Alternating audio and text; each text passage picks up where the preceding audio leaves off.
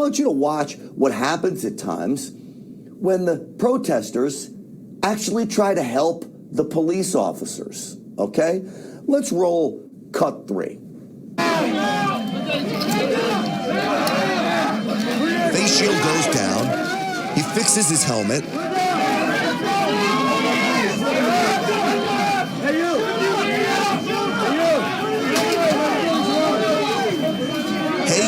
Hey you, get him some water. All right, so what you just watched there was the January 6th protester literally fixing a Capitol police officer's helmet and then yelling to officers to please get him some water. Now, does that sound like a war zone? Does that sound like insurrectionists that want to kill all the Capitol police officers and run ramshot on into the Capitol and take over the United States government? Of course it does. We'll never play you this clip, okay? But it does speak to, one, I don't think the Capitol police officers were all that afraid of who they were facing. And two, I think the January 6th protesters were very concerned about the safety and security of the officers. Watch this, cut 4. You guys know this. You do the right thing. You do the right fucking thing. We don't want to hurt you guys. Are you okay? Are you okay? Get your breath. He ends it with, are you okay?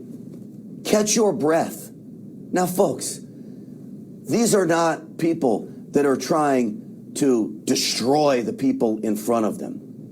Yet we've been told this great lie that these were violent insurrectionists looking to kill and maim anyone they would find inside the Capitol. That man right there just looked at the Capitol police officer in the eye, said, we don't want to hurt you. Are you okay? Take a breath. You tell me if the mainstream media is going to show you any of that. Now, shows exactly what I'm talking about when I tell you most of the areas in and around the Capitol were an unorganized tour of the Capitol. Do you see that man taking a selfie, staying in between the ropes? Now, you tell me if Joe Scarborough is going to talk about that, if anyone on MSNBC, if Anderson Cooper is going to show you that video of people literally walking between the ropes in the Capitol with what? Police officers going in and out of the video directing traffic. Now, how are you supposed to know you're breaking the law if the police officers are directing you and guiding you as if you're on a self-guided tour of the Capitol? The sham of the so-called insurrection is real, and we're proving it here today. No, this is our chair. I agree with you, brother, but it's not ours. It belongs to the Vice President of the United States when he's in here. Look, I love you guys, you're brothers, but we can't be disrespectful.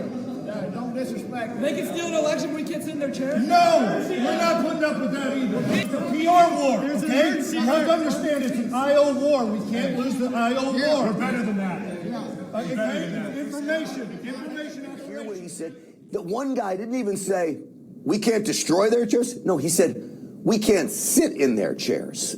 And the other guy says, no, we can't be disrespectful. That chair belongs to the Vice President of the United States.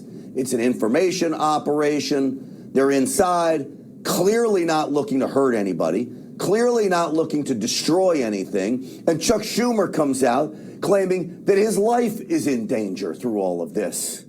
My Lord, what I love that website. This is Derek Vargo, who was literally pushed by a Capitol police officer off of a wall, climbing up a high side of the steps. I'll play it and let it run out here. Roll that.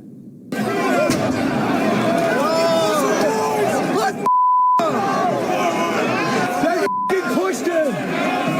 They pushed him off the stairs. Jesus. You got it over there. Let's roll it back and I'll talk over exactly what you're seeing here on that video. Okay, that's him on the steps, and boom, the officer pushes him off of that balcony. Now, again, these were unarmed protesters. There were no guns found. There were no explosives found. The only explosives that were going off were Capitol police officers firing at people. Roseanne Boyland, remember her? This is the woman I've talked about a lot. If we could show VO3, this is her literally being beaten to death by a Capitol Police officer. You see them swinging the batons there. Now, we were later told that she died of a drug overdose. We've got video proof that it was no drug overdose that Roseanne Boyland died of. And you see there her being beaten by this Capitol Police officer. That Capitol Police officer there you see in the corner of your screen just beating on her as she's getting trampled as well. That Capitol Police officer apparently got an award for her actions that day. The only people that were dying that day were Trump supporters. Play the one of Roseanne Boyland getting CPR. On our list, it's VO4, if we could. Let's play it for Jim. And Jim, maybe you could tell me what we're seeing here. Yeah, so you showed that clip of Officer Lila Morris, who was beating Roseanne with a stick. She actually lost her stick. She was hitting Roseanne so many times and so hard that she lost her stick in the air. Lila Morris, as you said, Grant, she was awarded for her efforts that day. And there are actually pictures. She got a free ride to the Super Bowl, her and Officer Fano and a couple others. And they're pictured at the Super Bowl for the work they did on January 6th, which is really a disgusting thing that happened. Yeah, it's really stunning. In this video, she's getting CPR. Some Trump supporters dragged her away because the police wouldn't do anything. She was laying there lifeless. They dragged her away and tried to perform CPR. And several of those men, by the way, are in prison today. Those men who were helping Roseanne at the time trying to rescue her life. Jim, that video of her receiving CPR, I've seen a lot of video. I hadn't seen that actual clip. That would be very damning for the narrative that these were evil, violent Trump supporters, when in fact she's the one that needs CPR, and you've got literally protesters rescuing her. Why is it the media doesn't want to play most of the clips that I've been playing for you all, and you've been airing on your website? My theory at this time, and it's just my theory, is it appears the police started firing on the crowd. It appears the police was attacking the crowd, pushing the crowd, and there was no warning given. And it escalated and escalated into these scenes of just mayhem. And it was a horrible thing. And I do believe, like you, that there were several, and we've documented this at Gateway Pundit, at least 15 different instances of several operatives who they've admitted are operatives. Were in the crowd instigating and breaking through the barriers and leading this horrible, assault on police assault on innocent Americans for the most part. Victoria White. Let's roll Victoria White, VO1. This is her, a woman. You can see there just in the middle of these Capitol Police officers. She looks just an absolute wreck. Mm-hmm. Tell me her story, Jim. Oh, this is so horrific, Grant. I've spoken with Victoria several times. She was pushed inside the tunnel there where there was a lot of violence going on. And what happened then was several police officers beat the living crap out of her. One police officer who we've named at the Gateway Pundit, who's been identified, beat her in the face with an open fist several times. She was hit at least 40 times. She was beat with a stick. She was beat with open fists. And this was right before they dragged her then. She lost her coat. She's a woman from Minnesota. She lost her shoes. She lost her phone. They dragged her then through the Capitol, bleeding from her forehead, absolutely, after she'd been pummeled by the police. And then they made her, took her downtown and booked her and released her later that night. And her court case is coming up in a couple months. They actually charged this woman after they beat the living snot out of her that day. She's lucky, Grant, that she's alive today. She could have been number 5 that day. Trump victim number 5. Crew to roll. Cut 2. This is a woman with bruises, apparently hit with flashbangs, whatever. Let's roll that cut for Jim. Is there like a first aid station or an emergency room here? I got hydrogen peroxide and bandages if you need them.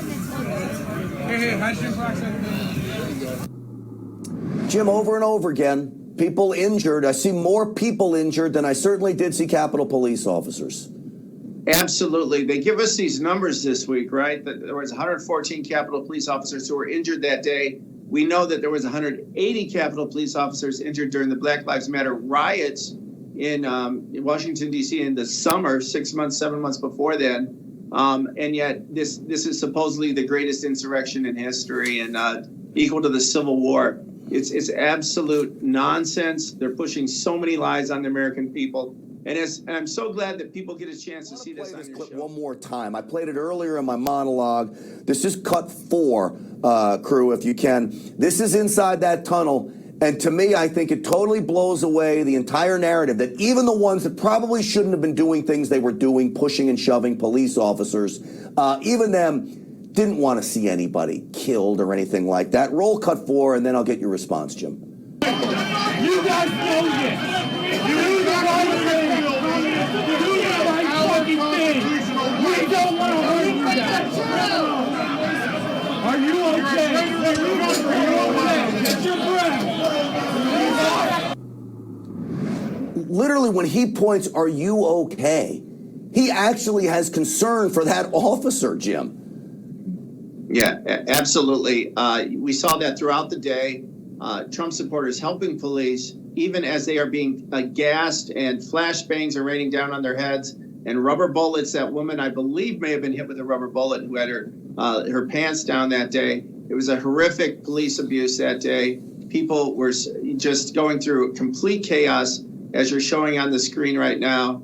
And, I do pray and I hope that the truth comes out. We've requested, Grant, by the way, from Speaker McCarthy to get this footage. We have 33 January 6th prisoners and those who have been arrested who have joined us. We're hoping we can get this for the families of the January 6th victims. Yeah. Because as you said earlier, they're not getting this video. No, it's real discovery. I mean, I never thought I would live in an America that I love where they'll withhold evidence from any prisoner. I don't want any prisoner in America. I don't care what you're accused of. I don't want evidence withheld from you. That's not the American way, Jim. Last word. Absolutely. And there's a big trial going on right now, Grant, with the Proud Boys. And there was a discovery this week that the government was withholding information there and deleting information from these people who are looking at 20 years in prison for a so-called planning and insurrection, these Proud Boy prisoners. So it's horrific abuse during the protests, and now afterwards, months later, years later, people are still being abused by the government for actions that day. That literally is the definition of oppression and tyranny all rolled up in one, that you'd have a government literally doing that when everyone is supposed to be presumed innocent until proven guilty. Clearly not the case when it comes to January 6th.